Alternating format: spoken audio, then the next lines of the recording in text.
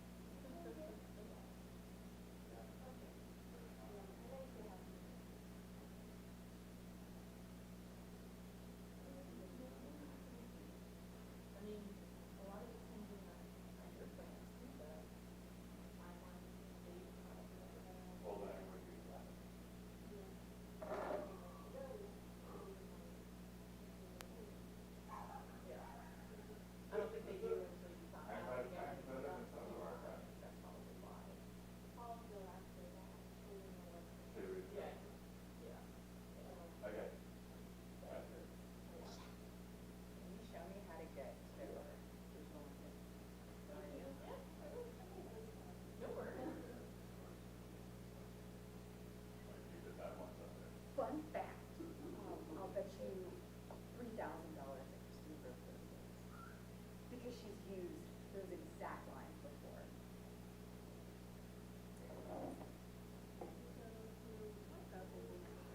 Yeah, whatever. I guess I was already on here. Monday, or Tuesday,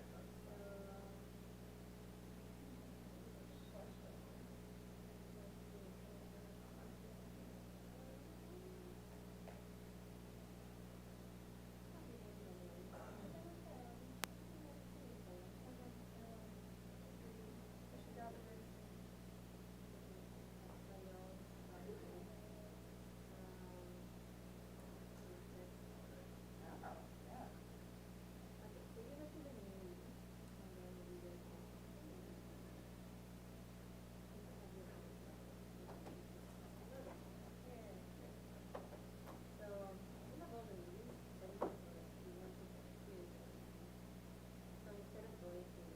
That's what I keep going to. And I was like, wait, no, everything's in here. Yeah, that's what I was doing last night. I was like, this is not where I'm supposed to be at. And I couldn't remember that's the part. Because I was like, no, this page, she showed me it's the board agenda, but I messed it up. Thank you. Yeah, I was on the diet last night. I was like, uh-oh. Yeah, physically, somehow it's a public way. Okay, cool. Oh, so this is everything. That was perfect. Thank you so much. I'm doing well now. How are you doing? Yes.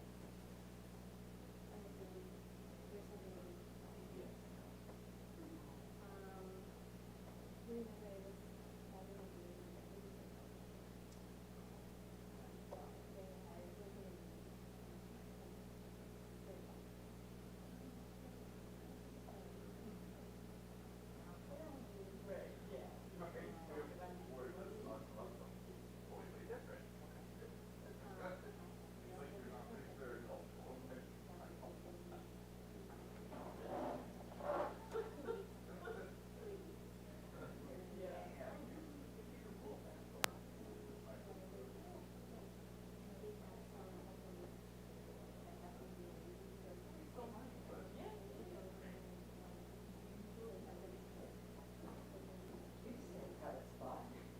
My old spot.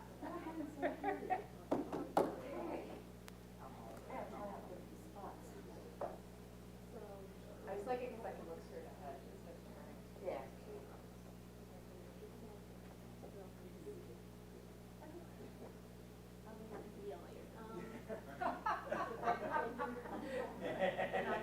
Even the Kardashian route, just or whatever, and then shocking you didn't pass the bar. I was like, oh, this is. I think it got. Which like the county are super weird too. Like it's. Okay, they have way more state laws than anyone else does, and their regulatory standards are higher than most of the world. I know with, I only know environmental regs, their threshold is much higher than anyone else. Or everything with the federal field, especially California, is like that standard setting state. So they're like, oh, when you figure it out first, and it doesn't go well, we're not gonna do it. Come on, Chris, sit right here. We're all changing, we're changing spots. I am. I'm trying to find one out. Yes. You gotta try them all out. It's like a lot. I do like this. I like not having. Yeah, my pictures are taken at the back here.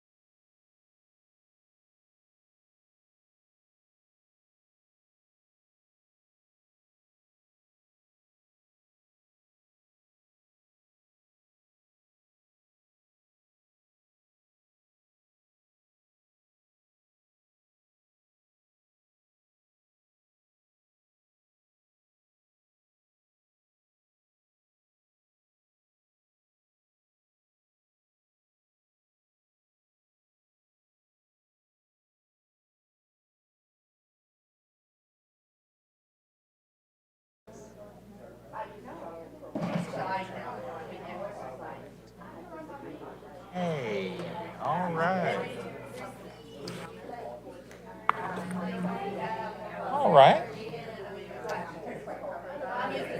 We will begin momentarily. In about exactly 1 minute, we will begin and commence.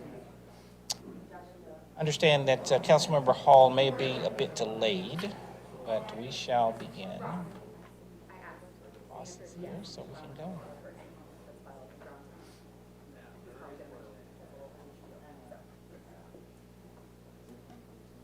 We're ready. All right. Good evening, everyone, and welcome to the committee meetings for February 24th, 2026. Elected body present, Mayor Mary Robichaux, Councilmember Sarah Beeson, Councilmember Aaron Brumley, Councilmember Christine Hall will be just a bit delayed, but she should join us shortly. Councilmember Jennifer Philippi, Councilmember Christopher Zack, Councilmember Alan Sells. I am Randy Knighton, the City Administrator, along with the Deputy City Attorney, Joe Cusack, and along with the Deputy City Clerk and the Executive Assistant to the Council, Michelle Miller.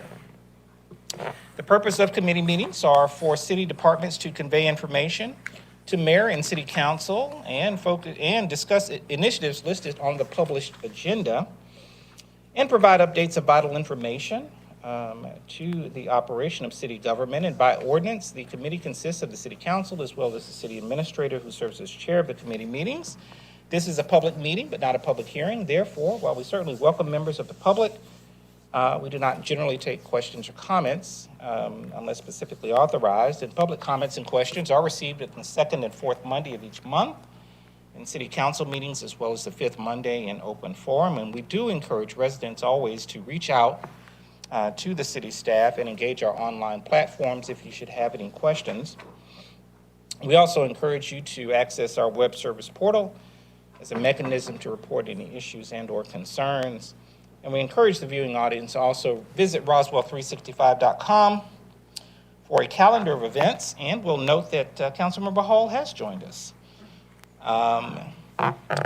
So the first item on the agenda for the evening is the approval of the committee meeting minutes for February 10th, 2026. We'll entertain a motion by Councilmember Beeson, second by Mayor Robichaux. Any further discussion? All in favor? All right, that passes unanimously. Thank you very much.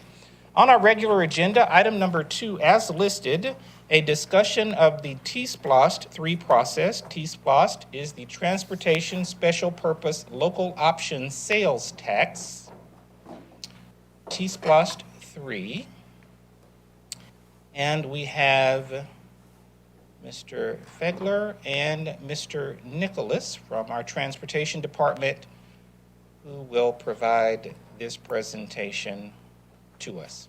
Thank you, gentlemen. Thank you. So T-SPLOST 3 is coming up, as we've discussed before, to give you a little bit of background about what it is. It is a Transportation Special Purpose Local Option Sales Tax. It is a tax that will be covered by all of Fulton County with the exception of the city of Atlanta. It is a tax that will fund transportation improvements and will be collected for 5 years. The first T-SPLOST was in 2016, the second in 2021, and the third, this one, the plan is to vote in November of 2026. The tax will be 3/4 of a penny sales tax collected by Fulton County and then dispersed to the cities based on population of those cities based on ARC data. We are expecting for the city of Roswell about $85 to $95 million out of T-SPLOST over the 5-year period. The general process is project lists are compiled. Roswell will provide a list of projects to Fulton County. Fulton County will pull all the city's projects and their projects together. There will be an intergovernmental agreement. The voters will vote for or against the tax in November of this year. And if it passes, collection will begin several months into 2027 and will go for 5 years. What that looks like is from January till June, jurisdictions create their list. The council will need to approve our list, which will have to be given to Fulton County by May 31st. And then Fulton County will provide the full list to all jurisdictions in late June. In July, we will be looking for council approval to sign the intergovernmental agreement with Fulton County. That will be due to the county in July. In August, Fulton County signs the resolution and forwards to the election superintendent to get onto the ballot, which will be for November, and August through November is when the county and cities will have meetings with the public to let them know what's on the list and what's coming in T-Splost. We'll look back at T-Splost so far. First T-Splost, these were the projects that were on it, about $81 million worth of original budget. We are working through them. Several of the projects are complete. Some of the large projects are still being worked on and getting under construction now. The T-Splost 2 project's a longer list, so it does go across 2 pages. In right-of-way or design on several of these projects. Some are on hold to see how other projects turn out before we move forward on them. A lot of pedestrian and bike improvements, operations and safety improvements on this project. Looking at the 2 lists together, T-Splost 1, the expected revenue was just over $85 million. The actual revenue ended up being $91 million. I take that back. That is what was actuals. That was about 92% of what Fulton County thought was going to come out of T-Splost 1. For the T-Splost 2, the expected revenue is $97.5, with a total Splost revenue of $103. That one is running about 110% of what Fulton County thought we were going to get. And then the different project categories listed below, for those project lists, these are how the money we had on our list, how they were allocated into those different buckets of types of work. So looking at the T-Splost 3 process, we're at the point now where we need to put a list together to go to Fulton County to be included on the ballot. So in February, RDOT staff were identifying the Tier 1 and Tier 2 projects. Those are the top level importance projects from multiple plans that we have. Looking at projects that'll make a difference and something we can get done or get significant movement on over a 5-year period. Again, those are the list of the buckets of the projects. So bridges, that could be replacement or widening, maintenance, resurfacing of roadways, replacing old signal poles, other type of basic maintenance that's needed. Operation safety improvements could be flashing yellow arrows, signalized pedestrian crossings. We have pedestrian and bikes. There's your multi-use trails, sidewalk gaps, pedestrian crossings. There is program and project management. This is program support both for running T-Splost or for more programmatic things that we want to tackle as a city. Quick response projects. This will be funds that would be tagged for some fast turnaround things that come that we may not be able to predict over the next 5 years, but if we have a need to put in a no turn sign, it would be funds to do those small projects that we can turn around very quickly and get out in the street. And roadway projects are typically major roadway projects or new roads. What we're looking for a process is after RDOT puts together the initial list of types of projects, I'm going to put a questionnaire out to the board, the plan here, of have you identify where you would like to spend the funding in a vacuum with these different types of buckets of projects, what's important, and then give the project Tier 1 and Tier 2 projects from our comprehensive plans and let you rank the importance of each of those, and then we'll see how they stack up. So if we do that in February, March will be time for the RDOT staff to kind of put that all together in a couple working sessions or these meetings to go back through and review with the council what is the project scoring, what does the initial list look like, and that list will be put together for public comment, and that public comment will happen in April. At the end of that session, we'll bring back the information from the public comment period. Mayor and council will create and approve the final list. that we can spend, that we can send to Fulton County. So immediate actions that we will need, as I said, prioritizing the group types of projects, survey the specific projects, and we will take staff will get that together and send it out with your approval for public comment. Some of this is repetitive. What you can expect very shortly, like maybe tomorrow from me, is the initial, what do you think about the buckets, and just generally speaking, where should the funds go? And then once we get that through, then here's a large list of projects for you to rank 1 to 5, what's most important to you, what's least important. Questions? Councilmember Beeson? For context for the public, could y'all provide just a few examples of projects from T-Splosh 1 and 2, just for recent past projects or projects currently in the works? Just so they have an idea of what's coming down the pike. For 1 and 2 that have started. That are, yes. So T-Splosh 1, Old Holcomb Bridge, bridge replacement, the Oxbow, State Route 9 intersection, Rucker Road, all of those are completed projects. Big Creek Parkway 1 and 2, that is under construction and or right-of-way. The historic gateways under right-of-way, that's coming up State Route 9, and then the Holcomb Bridge interchange. And so they can expect similar projects to these for T-Splosh 3, just in different areas of town, correct? Correct. And we do try to spread those out geographically as much as possible, correct? Absolutely. Thank you. Any other questions or comments? Okay, yes, Mayor Robichaux. So just as we go back to T-Splosh 1, seeing 2 projects that are technically completed and there is some remaining funds, those funds can really still only be used for transportation projects since it was done under T-Splosh, correct? And That is that's correct. a determination then that you guys will make. Correct. But all funds have to be used of similar type T-Splosh programs. All right, thank you. Okay. Any other questions or comments at this time? There's more to come, of course, on this item, and we'll seek to keep, obviously, the council informed as well as the general public. This was a discussion item, and so no vote or affirmation is needed at this point. The next item, item number 3, is discussion of the neighborhood traffic calming program. Mr. Fegler. So the neighborhood traffic calming program, if it'll start my slides. This is the slide presentation that was given in September of 2025 to Mayor and Council and was approved and is the basis of the current neighborhood traffic calming program.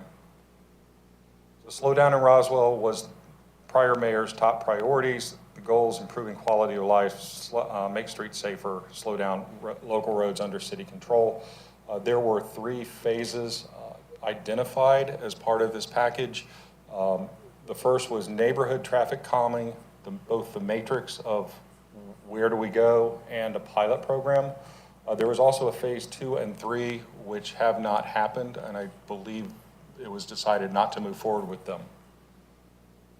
So the neighborhood traffic calming matrix, 5 factors went into this, looked at the roads, and were scored based on speeding, traffic volume, sidewalks, existence of sidewalks, any amenities. Those are not pools and tennis courts. Those are schools, parks, shopping, because you'd have more pedestrians there, and then poverty rates to look at underserved areas of the city. The points possible, the top 3 items were scored 0 to 4 points, and amenities was 0 to 3, and poverty rate 0 to 2. And then the final score together was weighted 40, 30, 25, and 5% to come up with a weighted score for each area. When that overlay was applied, the top 11 roads were listed here. You can see on the maps where the numbers apply and what they were and what the matrix overall score was for those locations. So moving forward, the plan was, we're going to pick a site, and we're going to do data collection to figure out where on that road we have the worst problems, and then evaluate what types of traffic calming would be most effective there. So data collection devices, that is a traffic counter. You might see little squares on the road with a hole cut out. That's where we tape them on the road and we cut it out and take it home when we're done with it. Highest scoring neighborhoods were here, Barrington Falls, Spring Ridge, and Willow Springs. Second step would be to temporarily install some traffic calming devices. These are types of speed humps or speed tables that you might install with the idea that we would install them, leave them in the ground for 30 to 60 days, and then collect data to see if we've been effective with slowing down traffic on that roadway. As a sidebar, the trick to speed humps is the speed in between them. Because if you put them too far apart, people are just going to gun it to make up the difference for the lost time of going over it. So once we would put those in, collect the after data with them being in there for a while, if they were in the right place, then we'd go in if we wanted to move further and install those as permanent devices. So as laid out in this presentation, the pilot program would have been 11 neighborhoods with a budget of $400,000.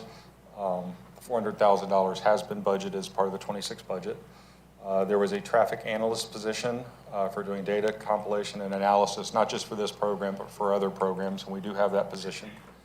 Public outreach campaign, the development of the traffic calming matrix, which has happened, well, not happened. This is the traffic calming matrix for roads not within a subdivision, and also a sidewalk matrix.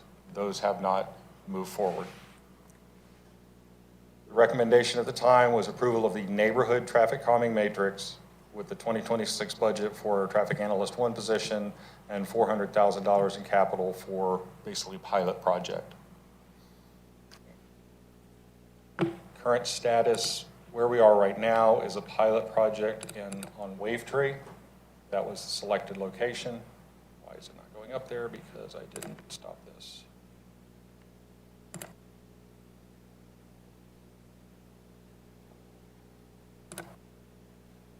Pilot project was to go on Wavetree.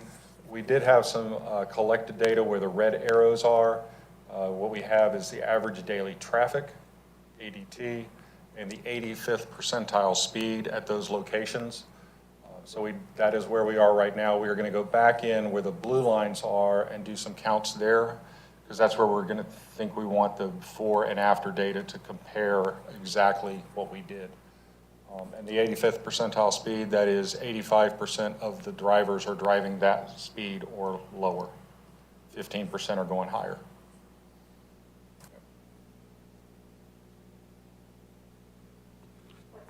Question.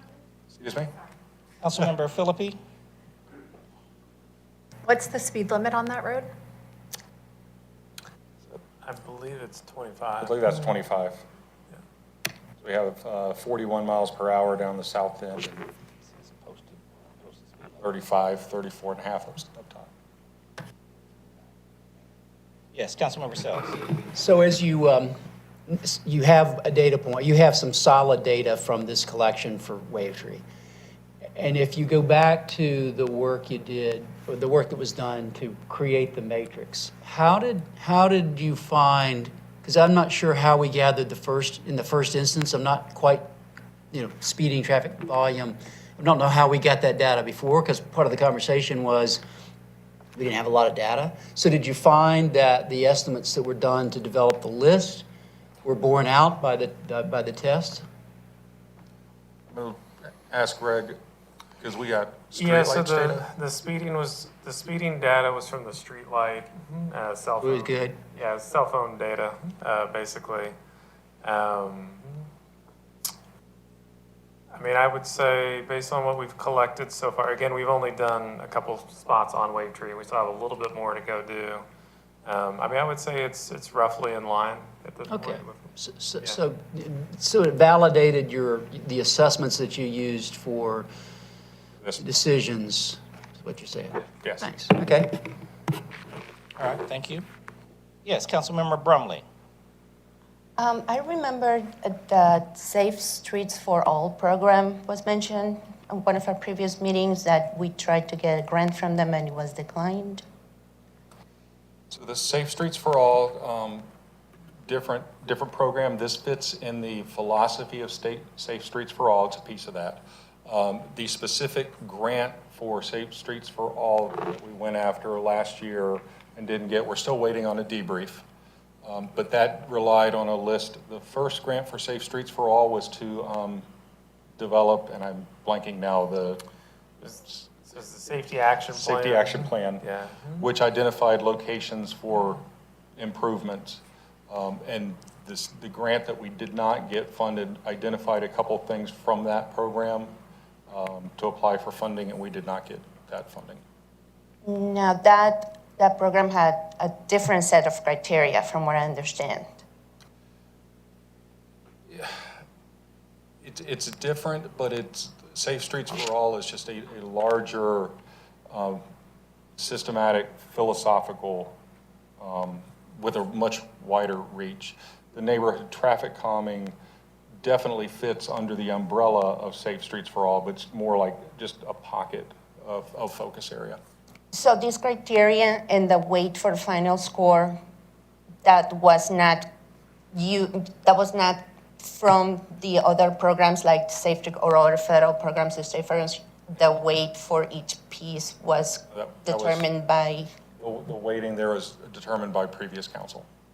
previous council, Previous council, not yes. staff. The final decision on the weighting was done by previous council. Okay, because as I mentioned before, I'm very concerned about the weights that were done for amenities and poverty rate. That seem to be, especially the poverty rate seems to be a little bit out of touch with what usually these kinds of programs or grants are for. So I just wanted to know what was the source of those percentages. And my last question, when you say neighborhood traffic calming measures, did that mean that it was only HOA neighborhoods that were included? It would be neighborhoods, and since, I guess, Roswell, we all have to have HOAs if you're in a neighborhood? No? Okay, Okay. apologize. Is there, like I said, that the criteria just doesn't sound like it's something that we could be using for, in case we want to get other grants and other opportunities to enhance this program and not just have it, sourced by the city of Roswell. So I would like to rework these weights, especially if they didn't come from, from staff or from experts, if it just came from mayor and council. That's all. Thank you. Councilmember Hall?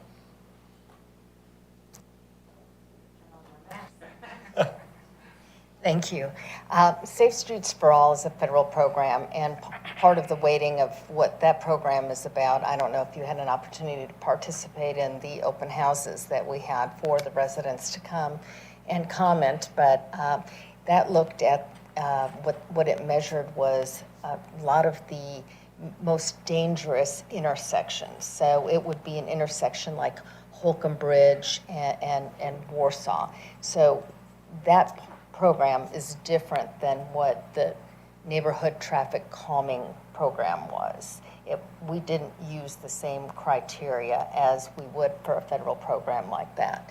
Now, as Director Flieger explained, part of this falls under there. So we get some points if we're going to apply for that, but that wasn't what this specifically was. This was specifically addressing the number one complaint from residents, and I think my colleagues that have been on council can attest to this, that we get of speeding within our city limits. And neighborhood is, I think, more or less a looser term, because neighborhoods also include other streets outside of HOAs or outside of planned unit developments like a Martin's Landing. So that's where you see Wave Tree and perhaps other streets. So that's just a little bit of the history of this. Was the first stab at basically trying to address those drivers that enter the confines of the city of Roswell, and what can we do to slow that traffic down? And a lot of it does happen to come from neighborhoods, so hope that Councilmember helps. Beeson, and I'll come to Philippi. With regards to updating the neighborhood traffic calming matrix, can you go again to the top, I believe it's 10 neighborhoods that were selected for this based off that weight? So one of my concerns in terms of equity with this, at least half of those neighborhoods are within country club neighborhoods. One could assume that they could easily, I say this as somebody who lived in one of those neighborhoods, my parents still live there. The residents are capable of placing additional fees within their HOA that would is more than capable of taking care of traffic calming within their own neighborhoods.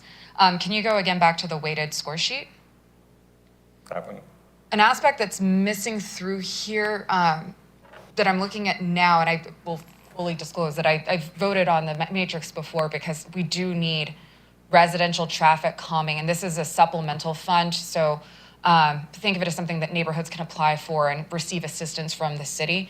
I didn't see anything related to cut-through rates, so in terms of neighborhoods that collect arterial roads or non-residential roads, Wave Tree is actually a perfect example of that. So to Councilmember Sells' point of, did it meet the needs?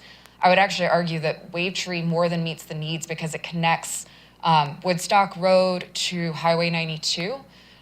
So if you're trying to cut around the 9,000 schools on Woodstock Road, 9 times out of 10, people take Wave Tree to cut through that, especially during morning rush hour. And I say that as somebody whose office is on Woodstock, so completely anecdotal. It's also heavily pedestrianized, so pedestrian rates are also not included in the traffic calming matrix. And I would assume that pedestrian rates are another concern that you would want to include. Again, anecdotally, several of these. Am I on? Oh, there we go. In terms of the residential complaints that we received from Wave Tree specifically, one of them is walking, or walkers as they call them, for the elementary school, who walk to Roswell North. It's elementary school children and their parents who have had major concerns related to almost impacts with cars on Wave Tree. So that's another potential weight that I would like to include is frequency of pedestrians. And then lastly, as it relates to Wave Tree specifically for this program, and I wholeheartedly agree again that Wave Tree needs to be the pilot program for this, and I would like to see more residential areas like Wave Tree, which are used as cut-through routes between arterials. Could we put the percentile of speeds within the context of the current speed limit? So could you go again to that slide where I believe it was Councilmember Philippi asked, what's the actual speed limit?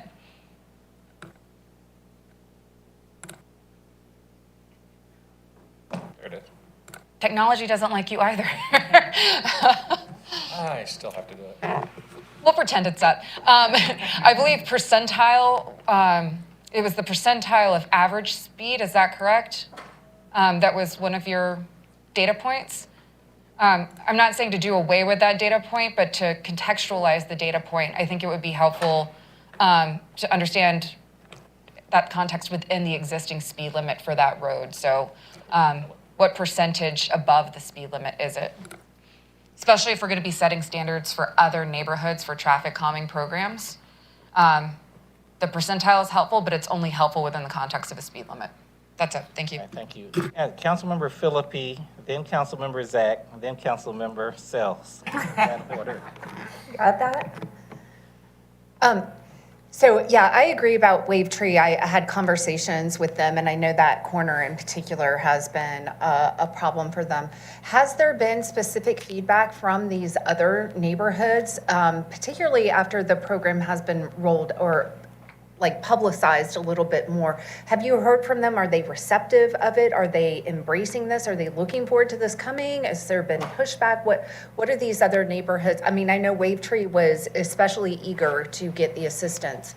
How are the other neighborhoods feeling?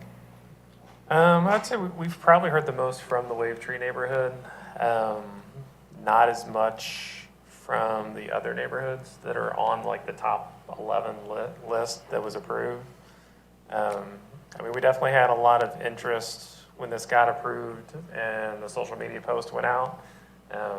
We, I would hate to say how many emails we got within the first week, but again, yeah, Wave Tree was definitely, right at the top of the list on, as far as concerned. Yeah, so to Councilmember Beeson's point, if we were looking more at those neighborhoods that are cutting through to main arteries, I think that we would be making a bigger impact. Councilmember Zach? So you Yes. can let Sal. I'll say some of these elements are a bit confusing to me, so I'm going to do my best. So I recognize that the Safe Street program and what this is are separate constructs, but there was still an application for that grant, and that's where it's a little confusing on, like, was that a mistake of trying to include this? And maybe it was. And if not, is there still a program outside of this that could be pursued for that Safe Street grant so we could get that funding for the city to go elsewhere that's separate from this still? So I would say the Safe Streets for All grant request, that application was due before the Slow Down in Roswell initiative was finalized in September. I would say there are still other projects in the Safe Streets for All list that are valuable and worth going after. We're actually looking at one that's number 2 on the list to go after some federal funds as well right now. Second question. So my understanding is this really is a data collection project, and we've identified funding for the data collection, but correct me if I'm wrong, that we don't have funding identified for if we were to say, yes, there is a need that we want to put in speed bumps, that funding is not identified, or is that part of the? There is enough funding definitely to do this road as the pilot, and then possibly move to whatever the next road is and start working through. That funding should get us through installing, doing all the data collection we need on Wave Tree, and installing or not installing whatever measures are appropriate. Okay, and just for clarity, that 400,000 would encompass data collection, piloting, and then final product. Correct. And I hate to ask, but is that 400,000, that would be it for just this road, or would there be funding left over?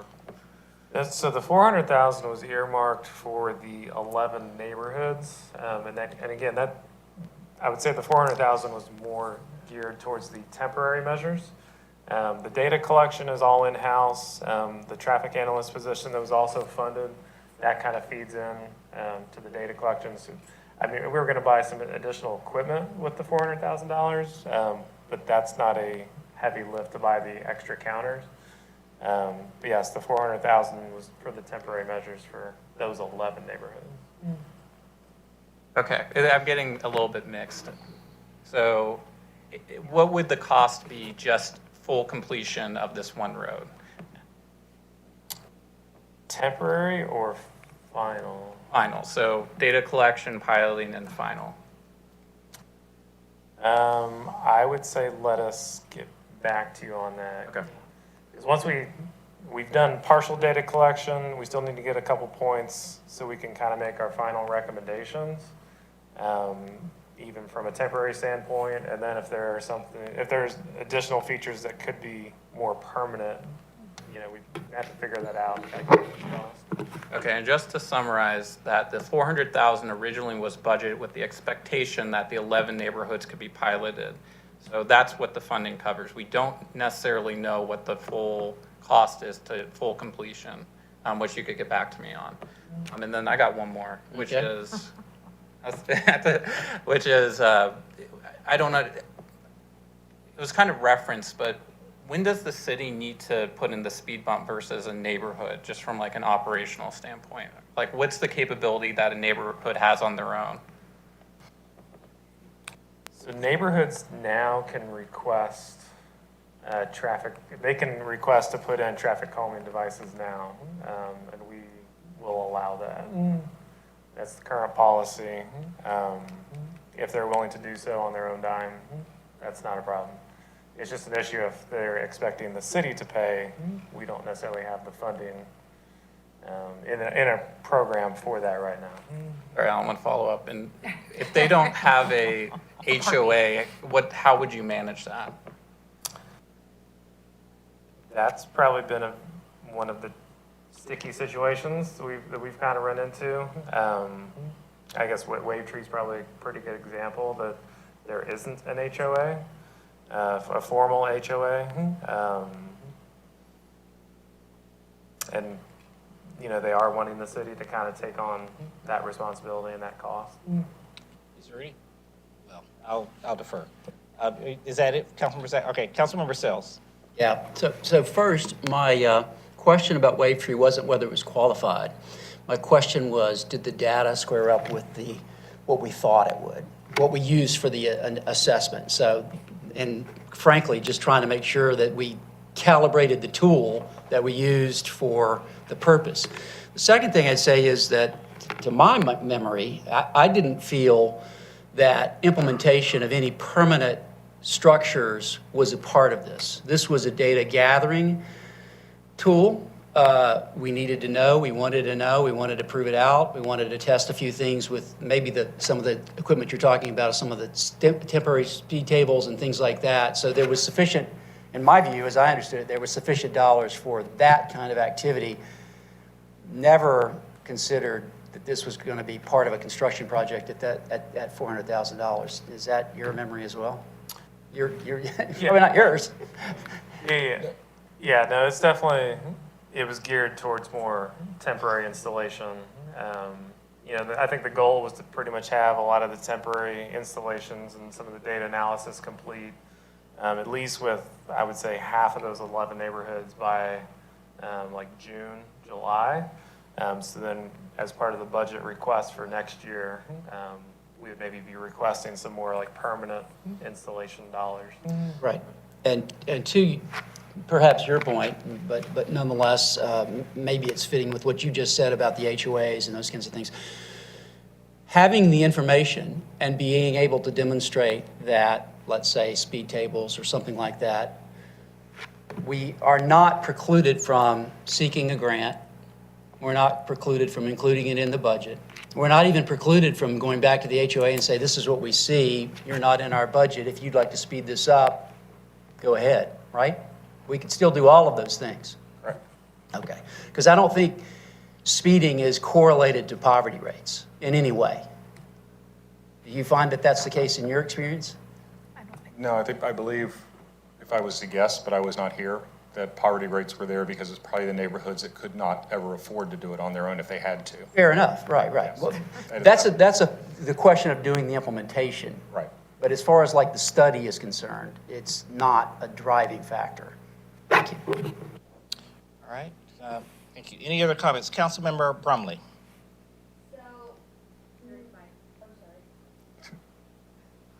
So once we have the Wave Tree data, is there a possibility to go back and rework that matrix and that criteria? Just so that, like where she said, to make a bigger impact to the city as a whole? Is that something that we initiate? This is a discussion item, and I think in part, we wanted to ensure that there was alignment going forward on what a matrix or criteria should be. And so the comments that were rendered here today, obviously is something that we'll take a look at as well. And we'll be soliciting additional commentary from you related to ultimately developing a criteria that we are clear that is aligned with mayor and council going forward for any funds that may be allocated or any programs related to traffic calming measures. I'm using that as an umbrella term. Yes, Councilmember Philippi. If that's the question on the table, I just want to be clear. I would not be in favor of pursuing spending dollars in neighborhoods that are not requesting this kind of assistance. I would rather take the dollars and spend them in the neighborhoods that are requesting assistance for things like dredging. So this would not be a priority for me. I do think Wavetree is a priority, and if we found other neighborhoods similar to Wavetree, then I would be in support. Councilmember Beeson? To Councilmember Phillippe's point, I would much rather this program be needs-based, and I mean that not only based off of demand from the neighborhood themselves. HOA shouldn't be the requirement that you have collective bargaining power because you are part of a homeowners association. And to Councilmember Sell's point, can you go, you're gonna kill me for going back and forth on these slides. Can you go back to the weights? Okay, somewhere. I'll do an interpretive dance while we wait. I used to be good at this. That's it. Look, you've mastered it now. So in terms of the weights themselves, I realize that poverty rate's 5%, and to Councilmember Sell's point, that there's not a correlation between poverty rate and speeding. However, there is a correlation between poverty rate and pedestrian rates. You're more likely to walk if you can't afford a car or you need access to a bus. I guess the sidewalks is that. Nope. Fun fact, the most heavily used part of Holcomb Bridge, where they use MARTA stops, there's no sidewalk. They're goat paths, which nothing says degradation like referring to it as a goat path as opposed to a sidewalk. That's the actual term, by the way. Sidewalks is not an indicator of walkability either. We have a former council member who used to love interchangeably using the word sidewalks and walkability. Walkability is implied by density. It's your ability to get from point A to point B based off a need. And in this situation, I will, just for the sake of argument, use my parents' neighborhood that I grew up in, which is on one of your top 10 list. I'm more likely to get hit by a 15-year-old in a golf cart speeding than I am trying to walk to the grocery store from my parents' neighborhood. People aren't walking to the grocery store there. However, in Wavetree, for example, there are a lot of folks who are walking their children, small children specifically, to school, which actually takes pressure off of our road systems and takes pressure off of their carpool line, so I'd like to encourage it. So that's one of the reasons why I'd like to look at the weight of this, and also to Councilmember Phillippe's point, the needs-based of this. Even if it's neighborhoods want to request to be a part of the data study, completely based off of we think we have a need, usually residents have a pretty good idea if that's an issue in their neighborhood, and we could study it further. Councilmember Zach?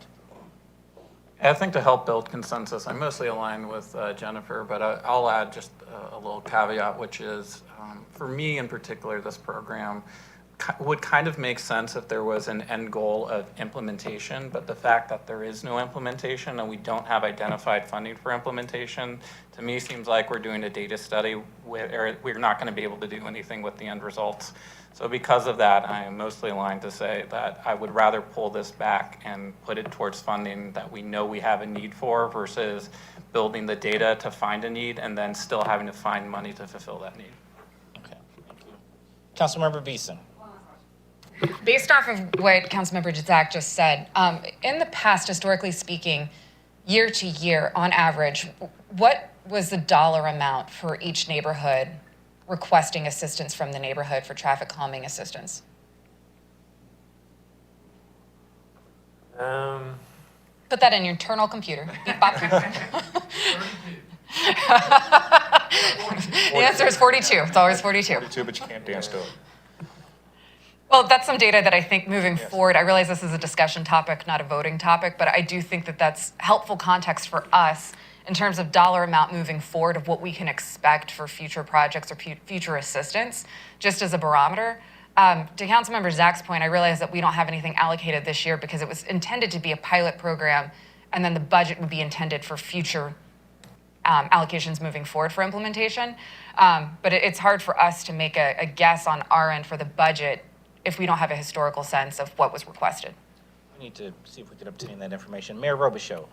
So I guess I'm going to speak, I appreciate all the comments, but of course, I do live in Willow Springs. So I will say we as a neighborhood, we have done multiple self-funded traffic calming projects to the best of our ability. We've put in 3 speed bumps. Not only, we are a 3-way pass-through from Haynes Bridge down to Old Alabama. You can get into that neighborhood 3 ways, and they come in, rush. We've done things such as we sat for a week at all 3 entrances, clocking people in and out, and we would communicate with each other whose license plates. We were following it. We have that data. We paid, as I said, 3 speed bumps on Ascot, one of our smaller streets. Again, if you look, our Roxburgh Drive is the biggest one. It's a 5.5-mile circle that people go through, what we clocked them at 55 miles an hour in a 25-mile-an-hour zone. I'm not saying who or what should pay. We've paid. We actually have 2 of these devices in our neighborhood to clock the speed to try to get people to slow down on Roxburgh. 2 of them are broken right now, but we're trying to get those fixed. So I think, I'm not saying good, bad, right, wrong. Yes, we do have some resources, but also at some point, you know, we are all citizens, as many of us have had horrific accidents in our neighborhoods. I'm not trying to say one way or the other. I'm saying, but to give an impression that those of us who do live in some of the other neighborhoods are not doing our part also on our nickels too. We are trying. Our speed bumps, though, when we put them in, no offense to the city, this was years ago. Then they made them that they were too high, even though we were told to do. We had to then pay to have them trimmed down. And then at that point, they told us, no, y'all don't put in any more speed bumps. We'll get back to you. So, you know, sometimes some neighborhoods, we're caught in this cycle of we're trying what we can legally do. We were one of the first ones, I know everybody's going to yell at me. We did the flock cameras because he's like, well, we'll track how many's going in and out so fast. But as they speed through, a lot of ours are unfortunately high school kids. I will be honest and say when we did our own little traffic monitoring, the most people that sped in my neighborhood were the residents of the neighborhood. Councilmember Hall, I believe Councilmember Hall first and then Councilmember Sells. Councilmember Hall? Thank you. Just a couple of questions and a point. For our assistance program, the neighborhoods or streets or anybody can apply for either putting in a stop sign or a speed bump or one of those, I don't know what those, the Little stand-up. the little stand-ups, is that correct? Yeah, the stand-ups, and those are generally, those are the cheapest option, and that's what a lot of the neighborhoods have just put up. They get. And that's all at their own cost. So anybody can basically apply to the city and say, you know, we want to do something, we want to try this, how much is it going to cost us? And basically they hire the city to do it. Well, with the stand-ups, they just go put them out. They just, Yeah, because you're not bolting it into the ground, it's just, yeah. so to me, knowledge is power. The more knowledge that we have of what is going on in our city, the more powerful we can be. There may be other grants that we can go after. If we expand this, if we do this program and expand the matrix to include broader connecting streets, I think it will only help us in the long run to have this knowledge and facts. And we can go back to these maybe neighborhoods and say, hey, we have this data. This is your data for your neighborhood. You know, take it up with your HOA because we are prioritizing connector roads or pass-through roads. I would like to see us to continue to gather this information and have that knowledge and have the facts. And perhaps we can get additional funding from other sources. Councilmember Sells? Intrigued by the sidewalk versus pedestrian, and that's a great point. Do we have any way to assess? I mean, you know, you looked at the speed, you looked at the traffic volume, you had some facts around that. It was borne out by the single point of test that we have. Do we have anything on foot traffic on our roads in any meaningful way that we could use in this? Or how would you develop it? How do you think about that? We have done pedestrian counts. We do have the capability to do pedestrian counts.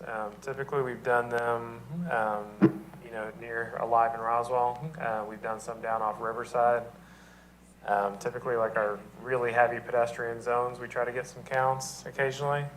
You know, we'd have to maybe look and we may be able to put some cameras like on Holcomb Bridge or, you know, in some of those other areas to try to get some better pedestrian count. I think the sidewalks was an attempt to reach that issue. I get the point that it's not exactly, you know, as a matter of fact, no sidewalks or fewer sidewalks was a winner from that perspective, but it's not a pedestrian count. I get that. The second thing I would like to point out, and Christine sort of hinted about it, is like, I think one of the things we were trying to do with this program was to see what worked. So this was an opportunity for a relatively low amount to, one, find out what was going, where the speeding was, and then have a benchmark against which to say, does a chicane here work, or some kind of temporary function, or something like that? Because you guys are the experts, but isn't it the road design that really determines the speed? It's not the speed sign or anything else. It's actually the road design. And so we were looking for some data around the types of measures that could be done in a given, you know, stretch of asphalt, whether it's Mary's neighborhood or, you know, your neighborhood or whatever the case may be. That was sort of the point of this. It wasn't a grand plan to rebuild the streets or put in, it was really to find out what would work and then go from there.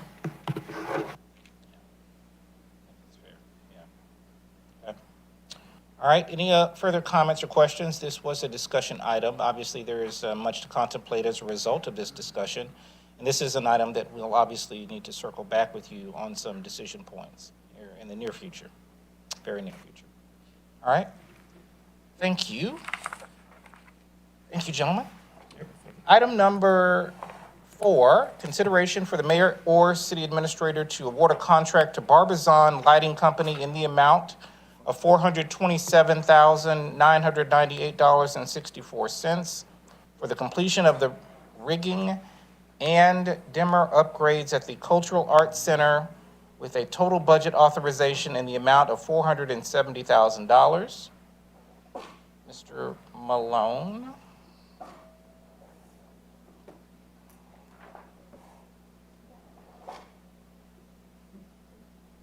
There we go. Good evening. Thank you for the opportunity to present this to you tonight. Before we get into the details of this request, I did want to give you a little background and context as it relates to the Roswell Cultural Arts Center. For those that don't know, that center and facility was opened in 1991, so we have proudly been serving the city of Roswell for over 35 years out of that center. The center truly serves as a community hub for live performance, hosting everything from music and theater to literature and spoken word. Our programming model includes 3 types of events: curated performances featuring local and national touring artists, partnerships with local art organizations where we share box office revenue, and then facility rentals for touring acts, nonprofits, and community groups to present and sell their own performances. This approach allows us to offer a wide range of high-quality experiences while supporting both national talent and local arts community here in Roswell. In 2025, just to give you some data points, in 2025, the center hosted 150 performances and sold more than 36,000 tickets out of that venue. In 2026, we are already scheduled to host 166 performances and expect to exceed last year's attendance records. Because of the outstanding work of the cultural arts team, the center has experienced an average annual growth rate of approximately 54.6% over the past 4 years. So context, every year for the last 4 years, we've averaged approximately 54% growth in that center year over year. Now to get into a little bit of the details of the request for tonight. This request is for the replacement of the dimmer, theatrical lighting, and the rigging control systems for the main stage at the Roswell Cultural Arts Center. Several of these components included in this request are original to the building and are well beyond their useful life. Because these systems all function together, the goal, if approved, would be to replace them as an integrated package so that they would position the center for approximately about another 25 useful shelf life as it relates to these items that we'll discuss tonight. So the dimmer system controls the brightness and the power distribution to every stage light. It's the critical backbone system for the theater. I love to provide pictures. So as you can see from the pictures, much of this equipment is original to the building, and some of the components were actually replaced after a lightning strike in 2006. It's important to note that the manufacturer of this specific equipment is no longer in business, which makes obtaining parts and service requests very difficult for repairs. This capital project would also modernize all the stage lighting to LED, which of course improves efficiency, reduces energy consumption and heat, allows the versatile color changing on stage, and then lowers the long-term maintenance costs. Currently, right now, in order to change the lighting, it requires putting what we call a lighting gel over the light, which is basically a film to change out the lights from one color to the other. By replacing it to LED, it makes it a lot more operationally effective when it becomes performance ready. Upgrading this system would improve the reliability, the safety, operating capacity, while reducing utility costs and the cooling demand for the center. The current lights produce so much heat coming off of that, it actually makes the HVAC system run longer. LED would run cooler, and byproduct would then lower our energy and utility costs. This moves us into the rigging system, which is the overhead infrastructure that safely lifts and moves lighting, curtains, and scenery. It's critical to both safety and performance operations within the center. Much of the rigging that is there now was installed before modern code standards were in place. It is overcrowded and in some cases damaged or no longer in service. You can see in the pictures, again, I love the pictures, you can see in then that the upstage line is frayed and actually is no longer in use due to safety concerns. That's the third picture from the left. Currently, adjustments to the system are manually done and very inefficient. It takes approximately 20 minutes to reposition a single line, which limits the flexibility during performances. Modernizing this system improves safety through engineered load control, which effectively means that we're able to safely carry the load between the lifts without having to do that manually. That increases the efficiency and allows us to attract more sophisticated productions with the precise movements and capabilities. To give you the overview, the contract authorization that we're requesting is $427,998.24, with a total project allocation not to exceed $470,000. The procurement process involved working with the finance department to utilize what's called the interlocal purchasing system, also known as TIPS. TIPS is a national purchasing cooperative made up of public entities that join through an interlocal agreement. It effectively allows us to go out and get set pricing when it comes to this type of equipment. Through this process, we were able to identify Barbizon Lighting as the most qualified respondent, who is also a manufacturer certified provider, which is important in the industry as well. The schedule would be to try to complete this work this summer, bearing in mind that we're trying to limit the downtime of this center. So the install would be May through early July. And it's important to note that even with that 5-6 week downtime in the schedule, the team is still scheduling to outpace the number of performances in the center. So again, speaking volumes to what the team is able to do and what they're doing within that center. Are there any questions I can help answer? Councilmember Brumley. Just curious, when was the center built? 1991. Okay, thank you. Councilmember Zach. I have a question and maybe a statement afterwards. I kind of heard that our Performing Arts Center is lacking some amenities that are typical of a typical theater. And I actually thought rigging might have been one of them, but it looks like we have covered. Could you kind of talk about what might be some of our shortcomings for a cultural arts center and a theater program. So I will say from my perspective, the team has done an exceptional job upgrading the center over the years to ensure that we stay very marketable in the industry as it relates to performances within the space. A couple of the things that we continue to look at as a refurbish as we go through that is the bathroom facilities right now in this center are truly built from 35 years ago, which means that there will likely be a request in the very near future in the next few years to go through a potential bathroom remodel in this center that would allow for the enhanced productions that we start to see. Additionally, with the main stage, we don't really have a smaller, although the team has done a really good job of building a little bit of a black box area on the side B, which allows for some of those smaller productions that still have very high-tech lighting and sound in there. I will say that as it relates to rehearsals, it gets very difficult in that space because we do only have the one main stage. So we look at that as we start to integrate those improvements to the Crabapple Center. One of the items that we had in there, if you recall, was the actual conversion of the cafeteria into a black box theater, which isn't in that center, but it also allows to add that to our facility portfolio. This might be more of a statement. I don't know. I'm just going to say this. I actually lettered in theater at the same program that Jennifer's sister, younger sister, is participating at. So I have some experience, although I would not consider myself a theater kid. But you've brought up, and I'm almost convinced at this point, that we have probably a unannounced, maybe a secret core competency when it comes to theater, and it really does seem to be a growing market that we are ahead of the curve on.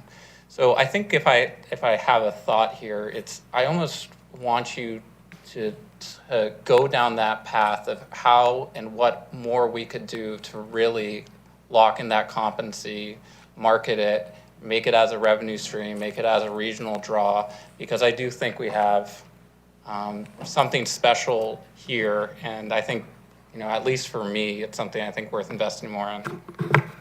Councilmember Philippi?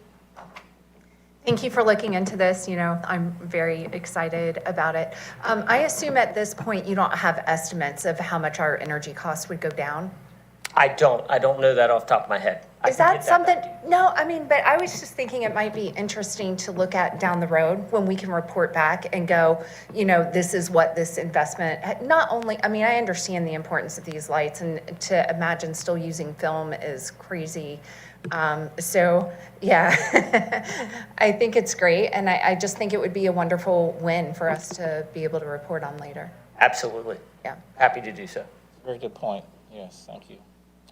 All right, any further comments or questions regarding this item? All right, that being considered, we will entertain a motion to move this item forward. Motion by Councilmember Beeson, second by Councilmember Zach. Any further discussion? Seeing none, all in favor? All right, that passes unanimously. Thank you very much. Thank you.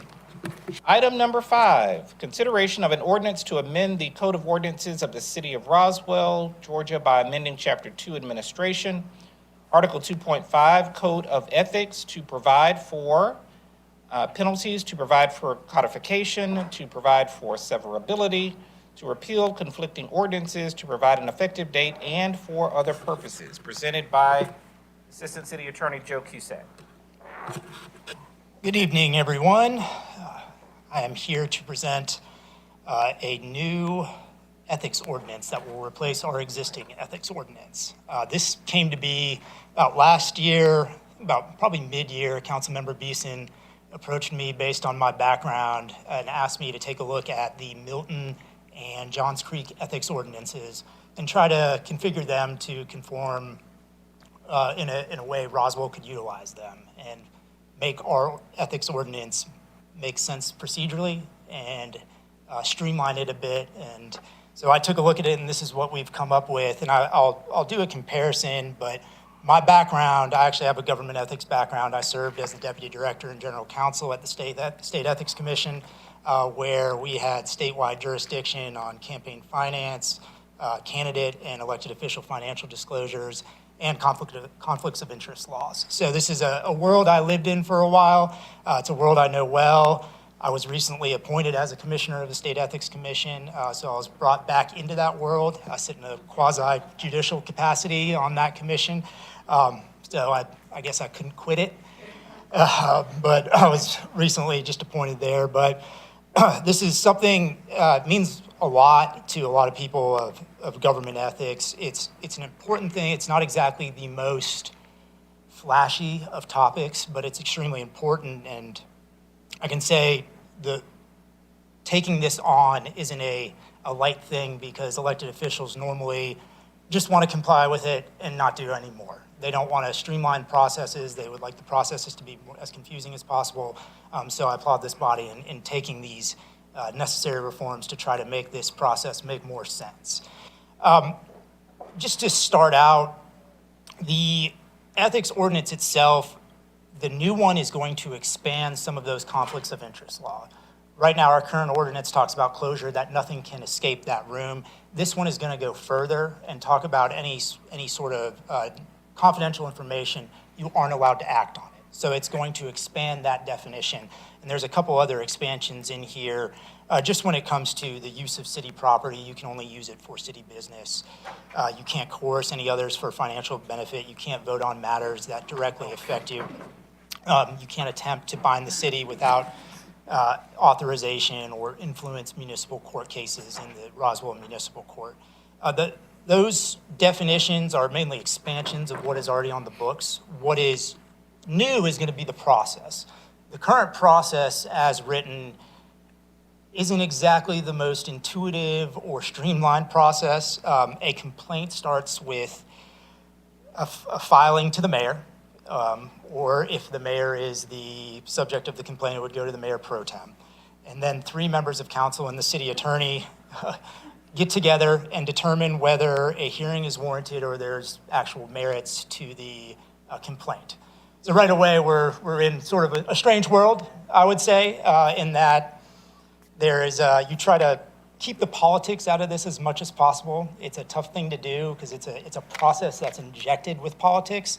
But in crafting a good ethics ordinance and in some of the laws that we passed while I was at the State Ethics Commission, we were trying to take the politics out of the situation and look at this in a sober manner and apply the law and the facts just in a neutral way. And you try to do that as much as you can. So that's going to be one of the changes, is that the complaint is no longer going to go straight to the mayor right away, which I'm sure the mayor will enjoy that. But even from there, the process gets a little stranger in that there is a list of 14 citizens who are then given or chosen from that list. 5 of them are chosen to make their own panel. And that panel gets to set whatever rules and regulations they want to set. Now, this creates a bit of an issue because there's one panel. You could get the same complaint against 2 different elected officials with the same allegation. You could have one panel that says, we want to follow the rules of evidence. We want to follow this burden of proof that's a preponderance of the evidence, or a different burden of proof. Whereas one group could say, we're going to do away with the rules of evidence. We're just going to sort of abide by, what we want to abide by. And if we just feel like there's a violation, we feel like a violation, and we're going to write our report that way. So that's inherently a problem right there, is that you already have the ability to have different sets of standards for the same thing. So that's one thing that doesn't really make too much sense about our ethics ordinance, and the new one will fix that.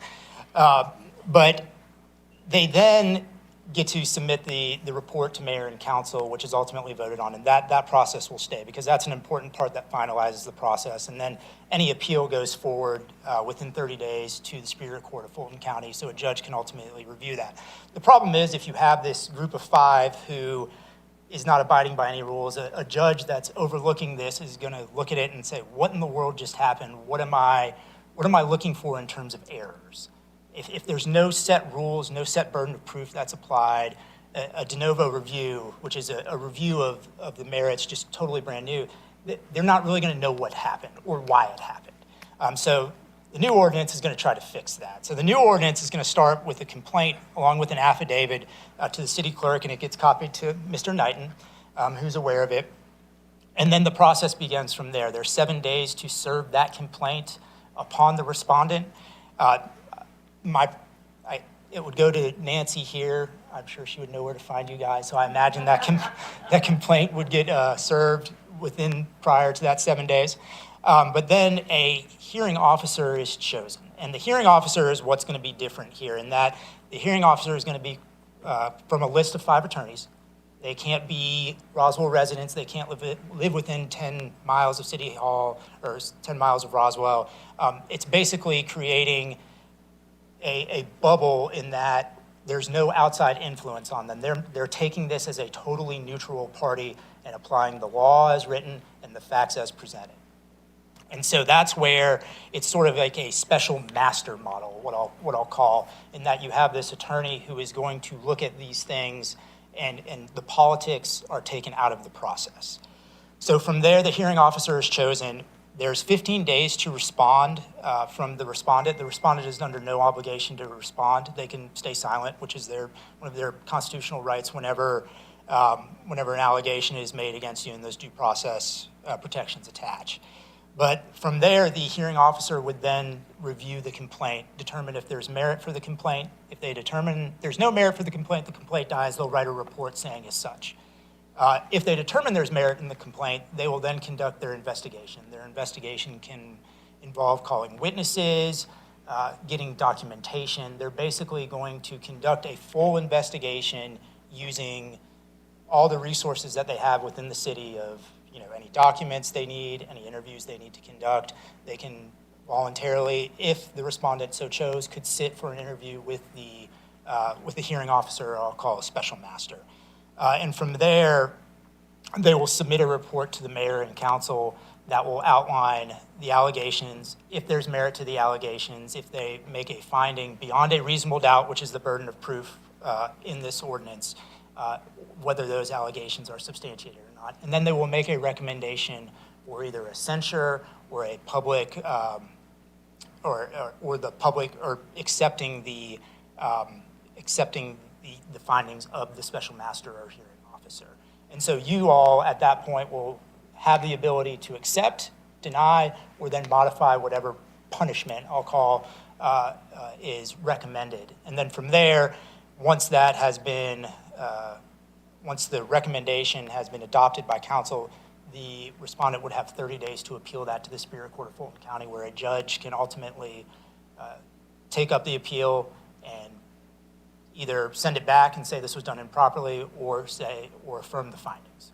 So there's a lot of due process baked in for the respondent. There's some time periods here that keep those due process intact. So this ordinance straddles the line between there has to be disclosure of the ethics violation and there has to be a timeliness manner in which this is done, versus the respondent actually has built-in due process and that this is being handled in a timely manner.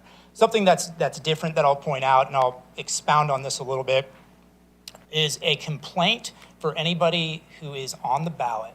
Those complaints are told once qualifying has begun. And I will lean on my own experience here. In this time of year, we always joked at the Ethics Commission, we called campaign year silly season, because we got so many complaints near an election that were just the most ticky-tack complaints of, oh, somebody missed a filing deadline by a day. Oh, they missed their address by a digit, just because they were trying to politically harm their opponent.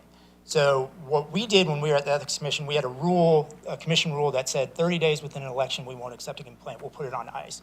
We since put that into law and made it 60 days within any election for the person who appears on the ballot, that those complaints are told, and that there's basically nothing that's gonna happen that's gonna affect an election, because these complaints become politically motivated during that time. So it's a good way to depoliticize the process, and then you can take a look at the complaint after the election is over. So I think that's a good protection that's in here, just from my experience. I cannot tell you how many times, and I was talking to Councilmember Philippi about this, of how many times I would get a call from a member of the media saying, I hear you have a complaint on so-and-so.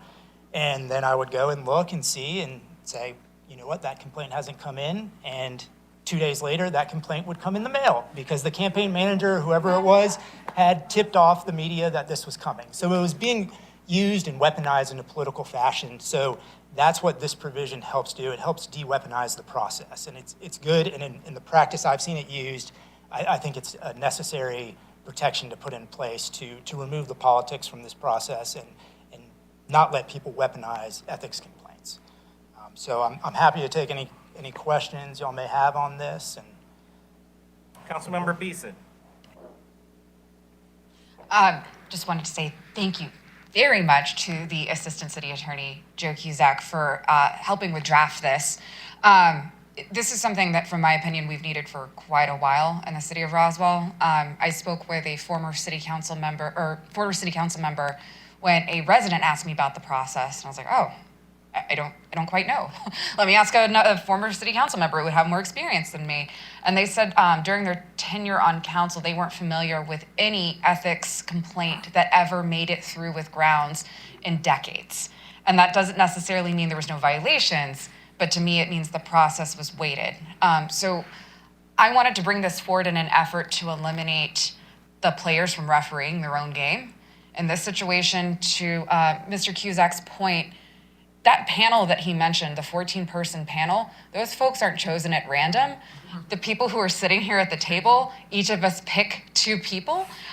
They could be anybody. They could be quite biased individuals. And that's who would essentially determine if a complaint has grounds based off the current process, as Mr. Cusack elaborated on. So in this situation, it's eliminating, in many ways, potential errors or room for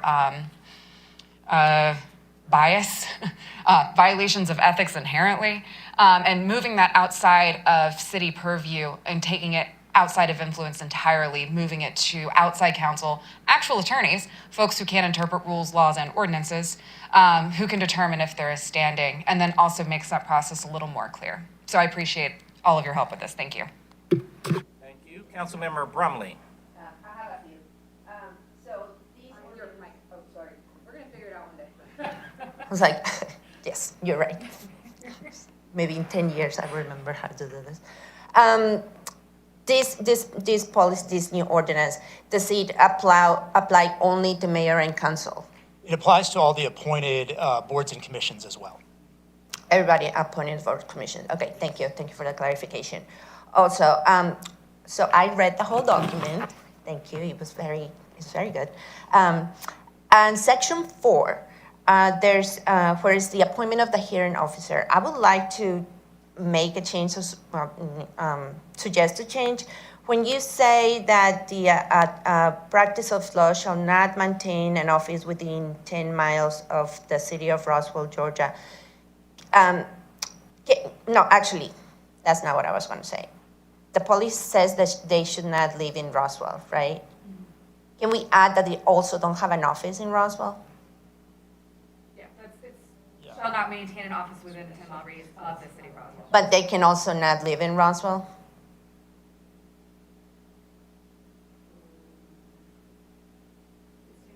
It doesn't say that. So they don't maintain the office. To clarify Councilmember Brumley's point, on Section 4, subsection A, it looks like the maintenance of an office is currently in line item, but we are not seeing the language for not allowing residents to serve on this. We can add the language in between this and the transmission to council for the first reading of, I'll probably add it as number 4 in Okay. there. Thank you. Shall not reside in Roswell either. Yeah, because that also, that's also a conflict of interest. If they work or live here, they should not be a part of the process. And because I'm a nerd, when you say 10-mile radius, you see like a pin in City Hall, and then I just, want to make it really, really clear. It's a pin, and then we do 10 miles around, or what, or is it from the border? You count for border of the city 10 miles? Can we be like super explicit on that? I'll add language on the border. Okay. And I know Mr. Davidson and I were looking at attorneys for this, and we have some ideas. I know they wouldn't qualify, or they would meet these criteria either way. Mm-hmm. Okay. And another question on this. when we have the list, when we define the list of attorneys, is this a list that is going to be published to the public? Is it going to be internal? And do we need to specify here the process of how attorneys can get in or need to be removed? So we were going to, it would be public, it would be subject to the Open Records Act. But the attorneys we were looking for attorneys with ethics backgrounds who have we're looking to other cities of their lists and who qualifies. So that's where we were starting. But, we would be happy to take any names of anybody who would think they are qualified. Well, no, I'm just saying for the future, right? After 5 years, maybe somebody retired and they don't want to be in the list, or maybe somebody just moved to Georgia and are interested. So that whole process of coming up with the list, does it need to be, I'm not a lawyer, obviously, so does it need to be codified, or is it just something that we just work out internally? So I think we were trying to work it out internally, but there would always be 5 attorneys from the list, because then it gets picked from those 5. So even before, so say it dropped to 4 and an ethics complaint came in, we would need to find that 5th attorney before such time as the complaint was. Okay, so that's what I'm saying, I don't know if those things need to be in here, or just, it's just how the we work, but I don't know. But anyway, yes, those were my 3. Thank you. I'll make those Mayor? edits. Oops, Yeah. I'm sorry. So I'm going to also add, not sure how you would word this, but that the list of 5 would also have no personal relationships with people who could possibly be brought forth. And also, I wasn't the nerd that got to read the whole thing. I did read some of it. I'm assuming in there it's also very explicit that the respondent is obviously, with due process, also always allowed to have their own counsel. Correct, In any yes. of these settings and things. I Yes. just want to apologize. Councilmember Philippi? So when we were talking earlier, I mentioned to you that not only was the language brought up to me, but the fact that people couldn't find anything online about how to file an ethics complaint. Can you speak to that and how that could potentially change with this document? Yeah, and I'll go to my ethics commission background of how we had that. We had a form that was on the website that already had all the statutory information that was required just to the public. It was available to the public, and I think that would be useful here. We had that form available so somebody could print it out and they could do an addendum if they needed more space, or they could attach exhibits if needed. But I think that might be useful to put at least a portion on the website of that form, and maybe a flow chart of the process and who actually is the recipient, that it's filed with the city clerk, and how to file it. Filing can be by email. But I think that would be a good step in the right direction here of making that form available to the public, and then outlining the process of how to properly do that. Okay, thank you. And then, and one more point, well, before I get to the other point, thank you both for taking this on. I think that we appreciate it, the city appreciates it, so thank you. So the process as it is now essentially has no cost associated with it. This new process will have some cost associated with it. Can you explain a little bit how that will work? Yes. The attorneys that we currently have as outside counsel, we normally get a government rate on those attorneys that work for us. So we would have those rates ahead of time, and we normally get a little bit of discounts, not much, because lawyers tend to like getting their money. But we do normally get a break on that, and so that's more than likely how we'd be using it. I imagine from a budgetary perspective, David's going to hate me saying this, but it probably comes out of our budget, I would imagine. Oh, yes, which, yeah, but yes, but, yeah. But that's how we would budget for this, out of our outside counsel budget. All right, thank you. Councilmember Hall? Thank you. That was actually one of my questions. I wanted to ask about the cost, because currently, other than time here, it's a volunteer effort by citizens that are selected by by mayor and council. I'm sorry, do we need clarification? Currently, could you elaborate? Currently, each time there's an election, we would select two people, each of us. So Councilmember Brumley would select two people to serve on this committee, and is that correct? That's the way it works? Okay, thank you. I wasn't sure if you were questioning that part. My question is, and I appreciate cleaning it up, is there a way to make, just like with our other boards and commissions, we have guidance and guidelines and staff that work with them. And I think you alluded to the fact that the Ethics Commission does not have any guidance or rules and can be kind of, this group can be rogue and this group can be something different. Would that be something that we could establish, rules and guidance for this group versus going to an outside legal firm? So those procedures are in the ordinance. The way the current ordinance we have now allows for that different rules and regulations for each committee that is formed. These rules and regulations are in the ordinance now. The process is codified, as opposed to, here's the 5 people that were chosen, go figure it out. The rules and processes are contained in here, and it's a step-by-step. So the requirement for the folks that are serving on this would be to follow these Correct. rules? Yes. Okay, and the same thing that the legal counsel would follow those rules. We're just making a distinction of saying, we don't want to have our residents anymore doing this. We want to basically farm it out to legal counsel. Correct, yes. And I'll use the analogy too with, we have jury trials, obviously, where citizens are jurors, but they have a judge that's giving them legal instructions, hearsay, using the rules of evidence to make sure that both sides are getting a fair shake. So they're guiding the jury. Here, we don't have that person who knows the rules in our current ordinance. We just have a group that's allowed to make up whatever rules they want.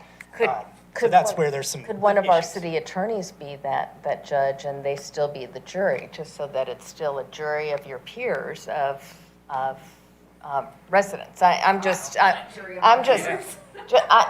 asking, this is a discussion, and so I'm asking because I hate to spend additional money and appreciate the volunteer efforts of everybody. And so David and I, we represent, you are our client. So there's a conflict there when, if there's an ethics violation that comes in, and we are guiding them while also y'all are our client. So it creates the ethical conundrum for the attorney if that were to be the case. So I would like to remove us from that because that's not a place I would like to live in.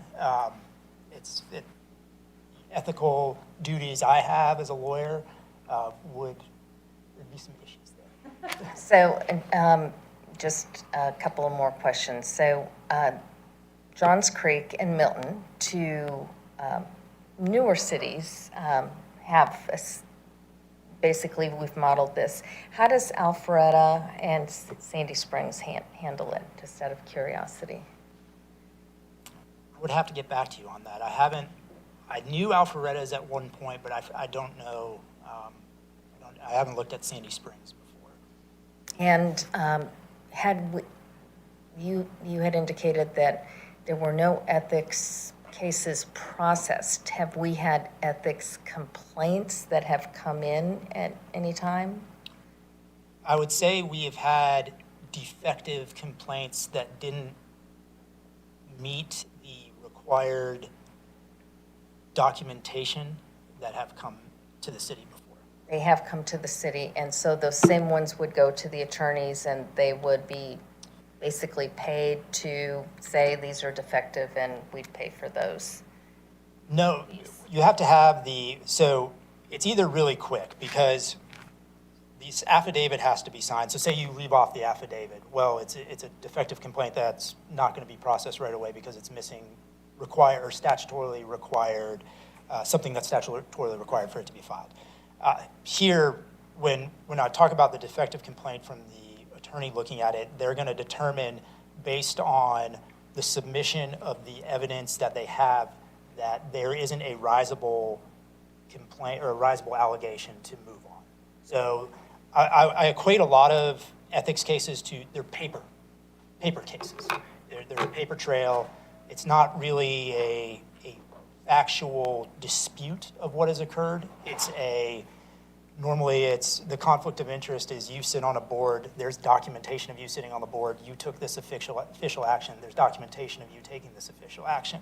It's pretty black or white. I can see there might be some times where there's factual disputes, but for the most part, they're going to be paper cases that are going to be either you did it or you didn't. So that's why it's somewhat better to have an attorney look at these and be able to make that facts and laws determinations. Okay, thank you. I'd just be curious about Sandy Springs and Alpharetta. Okay, all right. Mayor Robichaud, I believe, is first, and then Councilwoman Dees. And again, I also want to thank you both for this and clarifying that it goes to city clerk and not to the mayor. Good with that one. But also, I think, from the perception of it, instead moving it away from this appointed panel, again, while I would not believe any of my colleagues, we would do it on purpose, but we also are trying to remove that perception of that we're creating the bias too, because I might choose someone, you might choose someone. I mean, we're going to choose different people. Some have a lot of knowledge, as you said, of law, some won't. Why we would choose those people, whatever our individual reasons could be, we're removing also that perception, whether, I don't believe it to be truth, but we are removing that perception and making it cleaner so that the citizens of Roswell can see that we are trying to not have that perceived bias already baked in. Thank you. Thank you. Councilmember Beeson. Using my law degree from Google University. The city of Alpharetta requires the majority of members to be attorneys. They allow the 2 remaining members to be residents, but the vast majority of their ethics board and commission are attorneys. So the concern that I originally had going into this, and to Mr. Cusack's point, you're expecting a layperson to not only understand and interpret these ethics and rules, but to also disclose any potential perceived bias that they may have. So, for example, most attorneys and all judges will immediately disclose any bias because they can be disbarred as a result. For an ethics commission or an ethics board that we collectively put together, there's not really any ramifications if they choose wrong, so to speak, or they interpret a law incorrectly. Nobody's feet are held to the fire. So in this situation, I would much rather have folks whose professional background is to interpret rules and laws, especially because if they do so incorrectly, that's literally how the laws of our city are being interpreted, specifically our ordinances are being interpreted. Not to mention the fact, I know that you had asked, to answer one of your questions as well, has anybody made it through the process? I'm gonna be honest, this is probably me being extremely jaded in my views on government. If I knew that it's 14 people that we collectively have appointed as the elected body who are deciding if we as the elected body did something wrong, I'm probably not going to waste my time even going to a notary to send that in because it's very obvious how it's going to turn out. In this situation, we're a little more of a mixed-matched body. We don't all have, I guess, the Venn diagram of who we hang out with is not a circle. However, there have been past administrations where it's almost a perfect circle in terms of the elected body of who they hang out with. So you can't really be like, oh, well, this was council member post 1's picks, and this has to do with council member post 7's issues, when we all know that all of them hang out or have the same social circles. In this situation, we're not having to navigate social circles, political circles, who donated to whom, who has a vested interest, who's coached whose soccer team. It's purely based off of legal interpretation of a law by a professional who does that and can be disbarred. All right, thank you. Councilmember Hall. Thank you, and I don't necessarily disagree with what you've said, but I just want to point out that we have planning commission, the HPC, that we can make the same argument that these people should be architects and they should, have skills. I mean, it's the same theory is what we're talking about, and I like that Alpharetta has a couple of residents on there. I'm just thinking of how can we engage the community instead of just sourcing it completely out. That was where I was going. Thank you. Any further questions or comments regarding this matter? All right, we'll entertain a motion to move this forward. Motion by, emphatic motion by Councilmember Beeson. I've been waiting a long time, Randy. And then a second by Mayor Robichaux. Any further discussion? Seeing none, all in favor? All right, that passes unanimously. Thank you very much. And then item number 6, the consideration of adding Juneteenth to the 2026 holiday calendar, presented by Tricia Redfern, the Director of Human Resources. Ms. Redfern. Hi, good evening. So I am bringing forth a recommendation to review the 2026 holiday calendar. It was obviously adopted at the end of 2025. At that time, there was some discussion about revisiting adding Juneteenth into the holiday schedule. It is an observed state holiday. All of our other holidays are also observed state holidays. I did do some research on other municipalities. Of the top 10 largest cities in Georgia, 7 do observe Juneteenth. Of course, Roswell is one of the 3 who do not. We also have some other neighboring cities and general metro Atlanta cities that observe: Milton, Lawrenceville, Beaufort, Marietta, Smyrna. There are quite a few. At this time, we are asking to consider adding it versus swapping, because the holiday schedule has already been posted and advertised, and I know meetings and schedules have been amended based on that. But of course, for 2027, we could look at adjusting the holiday schedule to keep it even with what we currently have. The anticipated cost would be approximately $75,000 for those employees who do have to work, and then the holiday hours are added versus being offset, mainly our public safety folks. So any questions? All right, thank you, Ms. Redfern. Councilmember Hall. Thank you. So how many paid holidays does the city of Roswell have, and how many floating holidays? We have 12 paid holidays and 1 floating holiday. So 13. Yes. And how does that compare with everybody else? We're at the lower end of the scale. There are some that are right around where we are, but I have not seen any with fewer. The state does currently have 13 paid without the floating. So they have all of the ones we observe plus Juneteenth and Columbus Day are observed on their calendar.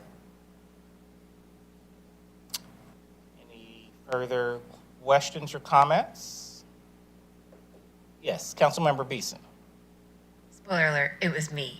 I was the one who said I wanted to bring this back. No, I'm very excited the possibility of including this. This is something that I know has been discussed in previous years, but there's been some hesitancy. So I'm excited to finally recognize a state holiday for our city employees. All right. Any further questions or comments regarding this matter? Seeing none, we'll entertain a motion. Motion by Councilmember Brumley, second by Councilmember Beeson. I'm trying to get this. Any further discussion? I'm sorry, I Yes. did have further questions. Yes. Is there any way that we can get, and I guess this can come before we'll have to bring this to the dais, is that correct? Yes. I'd like to understand the federal holidays, the state holidays, and then also, I know you had mentioned the cities, just so that you know where we're falling. Sure. All right, we'll get that information to you Yeah. prior to Thank the you. meeting. Yes, Councilmember Brumley. Can you add to that the cities around us, like you mentioned? Yes. Everybody. Yes. All right, we'll get that information to you prior to the next council meeting where this would potentially be heard. We had another question under discussion. Councilmember Zach. Sorry, this is a complex thing that I don't want to think about too often. Is there a way that as part of figuring out our days, if you could look at maybe just having our policy be that we align with the state holidays or something? I don't like the idea of trying to individually pick and have that be a council decision, and I'd rather it just be more of a generic policy that determines this. So anyway, just a recommendation. Sure. Sure, no, thank you very much. And I think certainly when the calendar for 27 is determined in November, December, that certainly can be a part of that discussion at that time. Certainly, thank you very much. So we did have a motion by Councilmember Brumley. We had a second by Councilmember Beeson. Any further discussion? All right, seeing none, we will, all in favor? All right, that passes unanimously. Thank you very much, and we've got a couple of questions that we'll respond to prior to the next meeting. Seeing we have no further business for the February 24th, 2026 committee's meeting, we will entertain a motion of adjournment. Motion by Councilmember Zach, and I think Councilmember Philippi, second? All right, motion by, or Councilmember Zach, second by Councilmember Philippi, all in favor? All right, that passes unanimously. Thank you very much. Have a wonderful evening. Thank you. 9 times out of 10, I don't motion in a committee. You were like, we're the last. I'm like, are you gonna get it? Should I leave?